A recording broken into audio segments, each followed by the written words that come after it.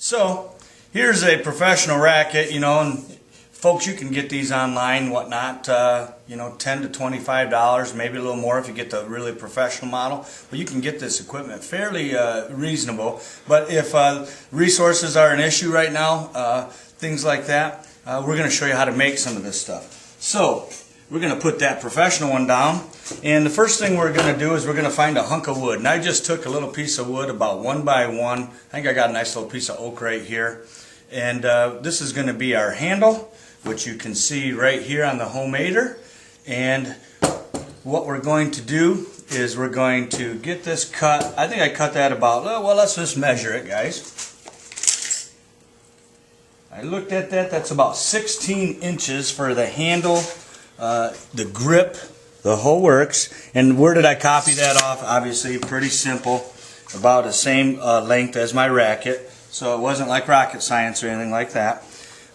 So then I got to find a way to put my my hoop on there, my face of my racket. So I've cut a little notch in there, and that's going to be our handle. Now, what are we going to use for the face? What we're going to do is we're going to take and we're going to cut the long part of the hanger, which most of us have some of this at home, or maybe grandma or grandpa, somebody will forget. And so it's pretty simple. We're just going to kind of cut, and we're going to cut that, making sure to be careful with our hands, of course. So we get that, and we'll cut her down some more.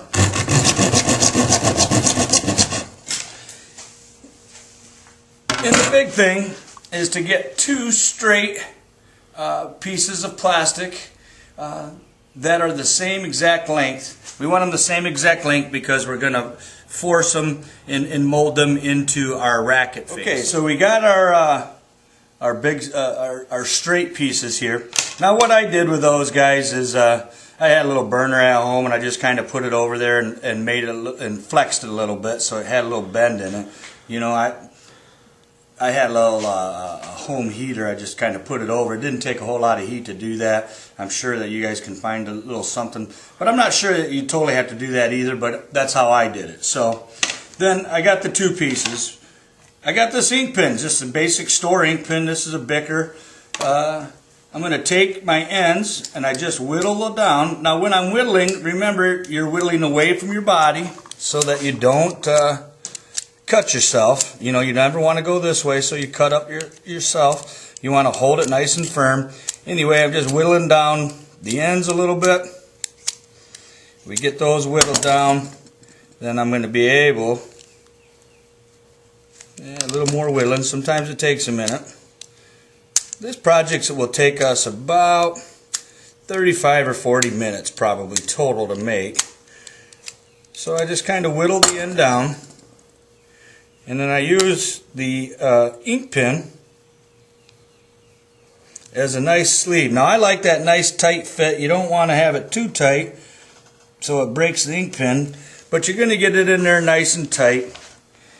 You'd cut the ink pen in half so you got a sleeve. The 2 would go together, and then it'll form a nice racket head right there. Hey boys and girls, I have my heat gun here, Porter cable heat gun, and I got this at Hesperia Hardware, by the way.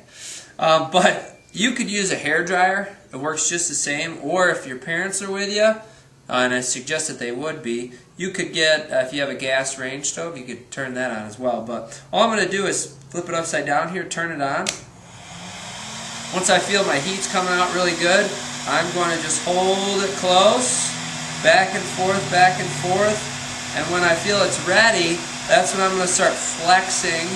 I'm going to start flexing to make my circle, okay? And it's not too hot, okay? But I am being careful. I'm just heating that up, heating that up, heating that up until I can flex it. Ooh, there we go. It's getting more and more flexible until I can flex it in that nice oval circle that Mr. Baird has for the real racket, okay? And we're going to keep working on this. Stay tuned for more.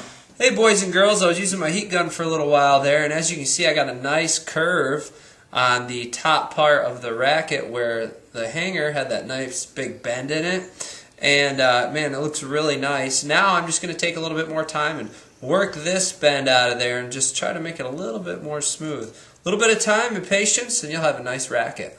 Now, what we're going to do is we're going to fix the racket head onto our piece of wood. Okay?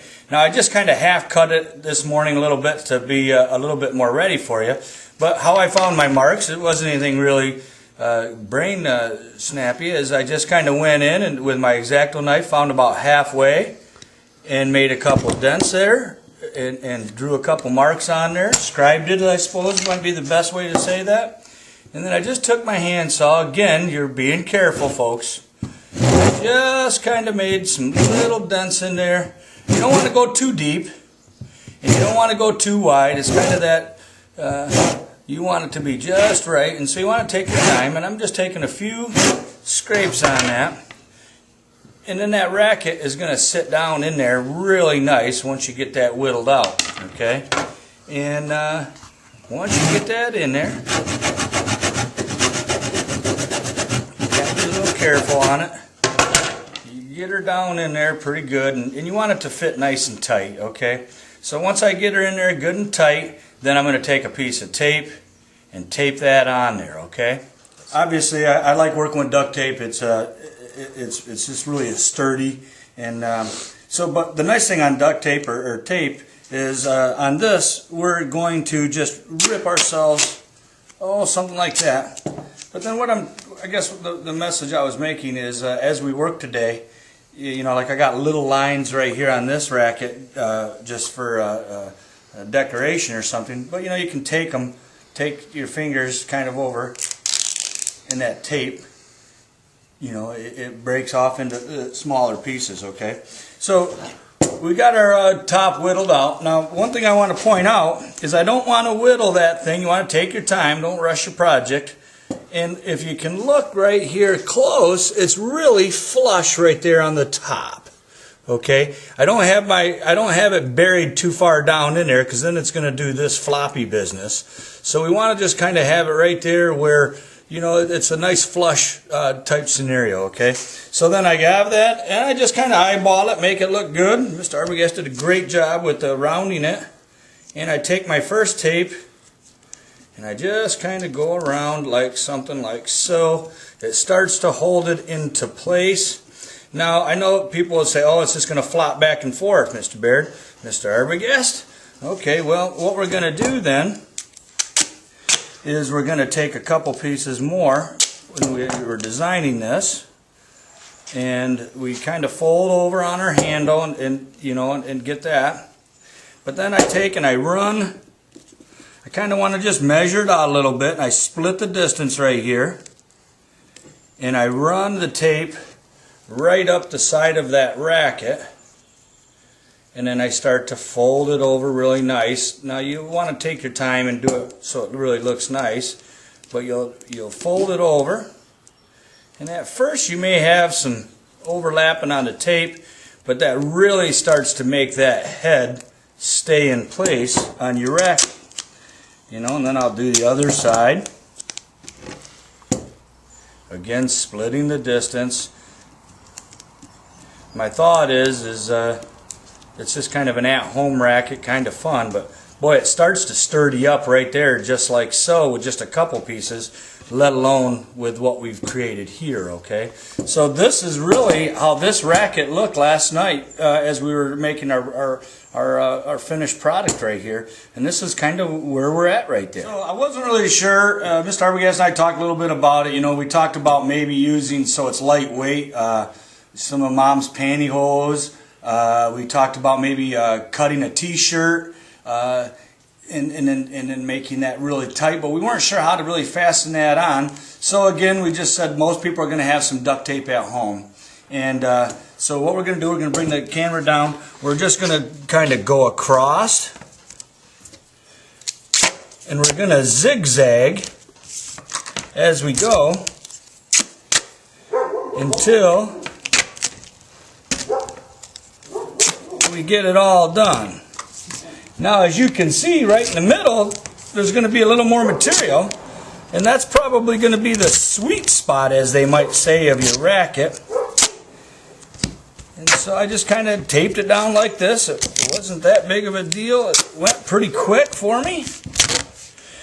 Something like that. See how I went all the way down like that? I'm reinforcing that racket head again right there. Over here I missed a little spot, so of course with the duct tape it kind of covers everything up. And what I did then is I got one face. I got this. I just kind of go around and wrap it. And I wrap that thing around, and I'm starting to get my racket going. Now I did both sides for some stability, and I will say a few times I think you want to go and make one of these longer ones, and I just kind of came down to a point on my handle, as you can see, where I stopped, and that became you know, where I kind of filled that in down to. But it really gives this racket head, you know, it's pretty stable, and I think you'll be able to hit a pretty good bird shot with that. And so this is kind of how we're doing our homemade racket right there. Alright guys, so now here we are looking at our racket, and I'm trying to copy a little bit of the professional looking racket, but my handle I found was just pretty wide and cumbersome and a little heavier than I want it to be. And so what I did is we just took and with our X-Acto knife and we whittled our handle down, and I didn't want to get it too skinny because I think the metal is obviously going to be stronger than that wood is and it might break. But I did get it down to about maybe a size of a nickel right there on the width. And again, last night what I did is I just held that racket nice up and to me. I took my X-Acto knife, holding it. You know, you might want to talk to mom and dad a little bit about this, but I just took and I whittled down.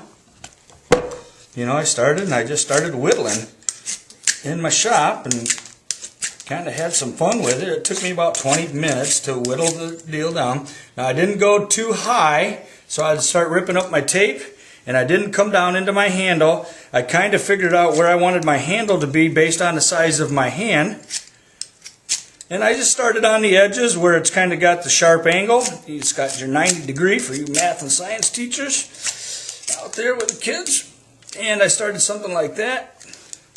So then when I wanted to come back this way, I just turned it around, and I'm always whittling away from my body in my other hand so I don't cut myself. Believe me, I'm pretty sure Mr. Arbogast and I both, as kids, probably come back and cut ourselves when we're cutting into ourselves. We don't want to do that. We always want to take that blade away from us. But you can see, just real quick, it doesn't take long, and the next thing I know, I'm starting to form my handle and my racket shaft right here. And then this is what I kind of came up with last night, okay? And it's pretty good and sturdy. I think we're going to have a lot of fun with our homemade badminton rackets.